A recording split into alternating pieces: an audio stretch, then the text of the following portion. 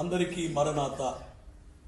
దివ్య లక్షణములు కలిగినటువంటి దేవాది దేవుడు దైవ జనులైన ఎం దేవదాసు వై గారికి బయలుపరిచిన బైబిల్ మిషన్ గుత్తి పక్షంగా విజయవాడ నగరంలో ఫాదర్ దేవయ్య ఆడిటోరియంలో ఏప్రిల్ 1, 2, 3 తేదీలు రాజ్య రాకడ సువార్త మహాసభలు ఏర్పాటు చేయబడినవి.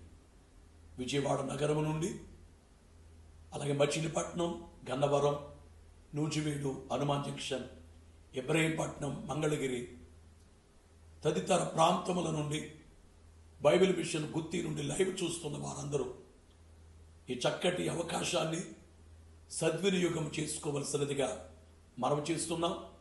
సాయంత్రం 6 గంటల నుండి 10 గంటల వరకు జరుగును. బైబిల్లో మర్మమైన సందేశాలు వినిపించబడతాయి. ఈ సభలలో కానుకలు 3 దినములు కానుకలు స్వీకరించబడవు. అందరికీ ఆశీర్వాద భోజనాలు జరుగును. బలమైనటువంటి వాక్యములు, ధ్యానము జరుగును. అందరూ పాల్గొనవలసినదిగా మనము చేయించున్నాం. దేవునికి మహిమ కలుగును గాక. ఆమేన్. దేవుని యొక్క మహాకృపను బట్టి అనేక మంది విశ్వాసుల ప్రార్థన ఫలితముగా ఈ 2025 సంవత్సరము ఏప్రిల్ నెల 1, 2, 3 తేదీల్లో విజయవాడ నగరములో పట్టణములో తెలియచేయబడినట్లుగా జరగనయున్న రాజ్య రాకడ సువార్త మహాసభలు ఖచ్చితంగా మీరు పాల్గొండి దేవుని ఆశీర్వాదాలు పొందండి.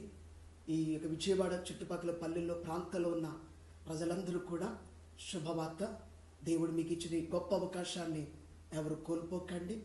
ఎన్నో మర్మమైనటువంటి దేవుని వాక్యాలు 3 దినాలు పరిశుద్ధాత్మ కార్యము ద్వారా వినిపించబడుతుంది.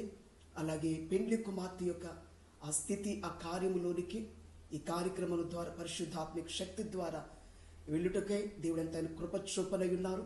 దేవుడిచ్చిన అవకాశాన్ని ఎవరు కూడా పోగొట్టుకోకండి. ప్రతి ఒక్కరు పాల్గొని దేవుని మహిమ పరుద్దాం.